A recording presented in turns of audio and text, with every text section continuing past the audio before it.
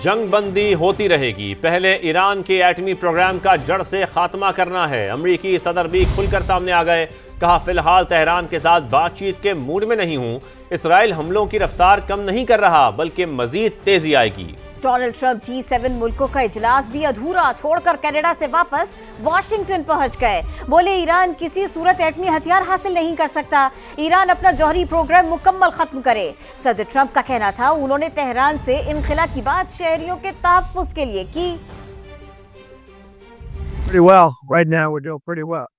You remember Iran could not have nuclear weapons. Very simple. We don't have to go too deep into it. They just can't have a nuclear weapon. There's reports that you want to send the vice president and Steve Witkoff to meet with the Iranians and have discussions. Is that something you're considering? Actually, I may. Depends on what happens when I get back. What specifically is better than a ceasefire? What are you looking for here? And then a real end, not a ceasefire. And then I don't know. I've been negotiating. I told them to do the deal. They should have done the deal. Their cities have been blown to pieces. They've lost a lot of people. They should have done the deal. I told them do the deal. So I don't know. I'm not too much in a mood to negotiate. Evacuate. You posted. Yeah, I think it's safer. There's a lot of bad things happening there. No, I think it's safer for them to evacuate. दुनिया अब America के बगैर भी आगे बढ़ सकती है। चीन ने मौजूदा वर्ल्ड ऑर्डर को चैलेंज कर दिया। सदर शी जिनपिंग बोले, अगर वॉशिंगटन ने दुनिया का एहतराम खो दिया तो अंजाम जवाल पजीर मुल्कों जैसा होगा। तारीख गवाह है, हर ताकतवर सल्तनत ने खुद को नाकाबिल शिकस्त समझा, लेकिन हर एक का सूरज आखिरकार गुरूब हुआ। अगर अमेरिका ये समझता है कि वो आलमी सियासत और मईशत में हमेशा के लिए नागुज़ीर है, तो वो माजी की सल्तनतों से सबक ले। ईरान इसराइल जंग पर गुफ्तगू में चीनी सदर ने कहा, जंग किसी मसले का हल नहीं, फरीकैन जल्द अज जल्द कशीदगी कम करने की जानिब कदम उठाए। रूस ने इसराइल ईरान कशीदगी के खात्मे के लिए सालसी की पेशकश कर दी। तर्जुमान सदारती ऑफिस के मुताबिक रूस जंग का खात्मा चाहता है, लेकिन इसराइल की तरफ से मुस्बत रद्द-ए-अमल नहीं मिला। वो जंग का खात्मा नहीं चाहता। सदर पुतिन मशरिक़ वुस्ता के सूरत हाल पर चीनी सदर से बात करेंगे। ईरान के अफजूदा यूरेनियम को रूस में महफूज रखने की पेशकश भी बरकरार है। अमेरिका इसराइल ईरान जंग में कूदने पर गौर कर रहा है। ट्रंप ईरानी जौहरी रिएक्टर्स तबाह करने की सोच रहे हैं। अमेरिकी अखबार न्यूयॉर्क टाइम्स का दावा, लिखा, ट्रंप मसले का सिफारतकारी से हल चाहते हैं। ईरान के साथ एटमी डील के ख्वाहिशमंद हैं। अगर जौहरी डील ना हुई तो अमेरिका जंग में कूद सकता है। ईरानी हुकाम खबरदार कर चुके हैं, अगर वाशिंगटन ने बराह रास्त मुदाखलत की वो एटमी डील से दस्तबरदार हो जाएंगे। इसराइली वज़ीर दिफा की आयतुल्लाह ख़ामनेई को संगीन नताइज की धमकियां। कहा, ईरानी सुप्रीम लीडर सद्दाम हुसैन का अंजाम याद रखें। ख़ामनेई जंगी जराइम से बाज रहें, वरना अंजाम संगीन होगा। तेहरान में फौजी और हुकूमती अहदाफ पर हमले जारी रहेंगे। ईरानी अवाम फौरी तौर पर तेहरान छोड़ दें। ईरानी मिसाइल हमले किसी सूरत बर्दाश्त नहीं करेंगे।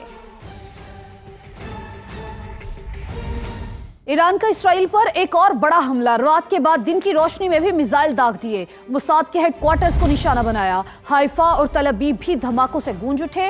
हाइफा रिफाइनरी पर हमले में 3 मुलाजमीन हलाक हो गए। यरूशलेम पर हमले में इसराइल के दिफाई रिसर्च सेंटर को नुकसान पहुंचा। दहशतगर्द इसराइल तमाम हदें पार करने लगा। तेहरान समेत 9 शहरों पर बमबारी की। फौजी अड्डे पर हमले में पासदारान इनकलाब के 6 अरकान शहीद हो गए। इसराइल ने ईरानी फौज के चीफ ऑफ स्टाफ अली शादमानी को भी शहीद करने का दावा किया है। टीवी और रेडियो स्टेशन पर भी बमबारी की। 3 मुलाजमीन की शहादत की तस्दीक हो गई। मिसाइल डिफेंस सिस्टम ले जाने वाले ईरानी ट्रक पर भी मिसाइल दागे गए।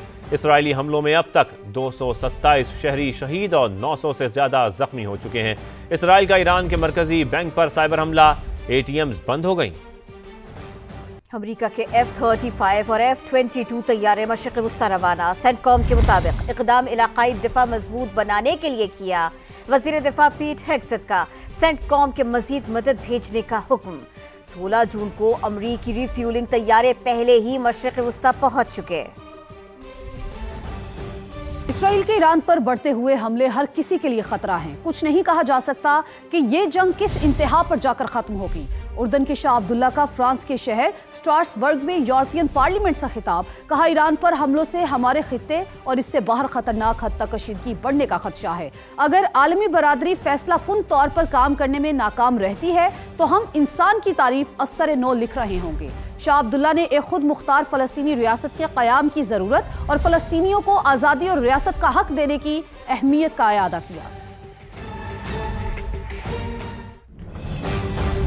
बरतानवी सेक्रेटरी खारजा डेविड लमी का नायब वज़ीर आज़म और वज़ीर खारजा इसाक डार से राबता खित्ते की बिगड़ती सिक्योरिटी सूरत हाल पर तशवीश का इजहार किया। तर्जुमान वज़ारत खारजा के मुताबिक इसाक डार ने ईरान पर इसराइली हमले से अमन व सलामती को दरपेश खतरात पर रोशनी डाली। दोनों रहनुमाओं ने कशीदगी के खात्मे पर जोर दिया।